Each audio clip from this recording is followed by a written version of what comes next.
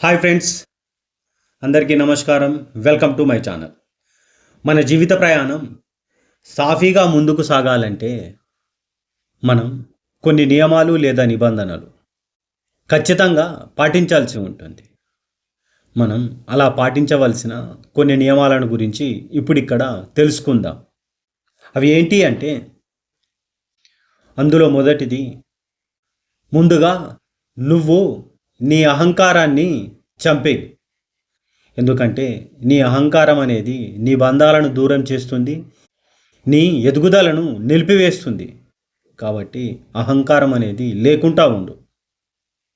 రెండవది, నిన్ను ప్రేమించే వారికి నువ్వు విలువిచ్చి నీ బంధాన్ని కాపాడుకోవాలి, నీ ప్రేమని నిలుపుకోవాలి.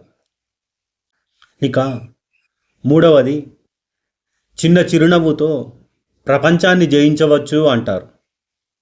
కాబట్టి ఎటువంటి పరిస్థితుల్లోనైనా నీ ముఖంలో చిన్నపాటి చిరునవ్వు ఉండేలా చూసుకో. తర్వాతది, కొందరు నీ వెనక గుసగుసలాడుతూ ఉంటారు. అలాంటి మాటల్ని, అంటే నీ వెనుక మాట్లాడే మాటల్ని పట్టించుకోవద్దు. నువ్వు నీ పని నువ్వు చేస్తూ ముందుకెళ్ళు. అంతేకాని వెనుక వేసే అపవాదుల్ని, ఆ మాటల్ని నువ్వు పట్టించుకోవద్దు. తర్వాతది, మనం మన లక్ష్య సాధనలో భాగంగా మనం రోజు సాధించవలసిన చిన్న చిన్న పనులను లేదా చిన్న చిన్న లక్ష్యాలను నిర్దేశించుకుంటూ ఉంటాం. అలా నిర్దేశించుకున్న నీ లక్ష్యాలను నువ్వు ఏ రోజు లక్ష్యాలను ఆ రోజు సాధించేలా చూడు. అవి వాయిదా వేస్తే నీ విజయం కూడా వాయిదా పడుతుంది. తర్వాతది ఈర్ష్య.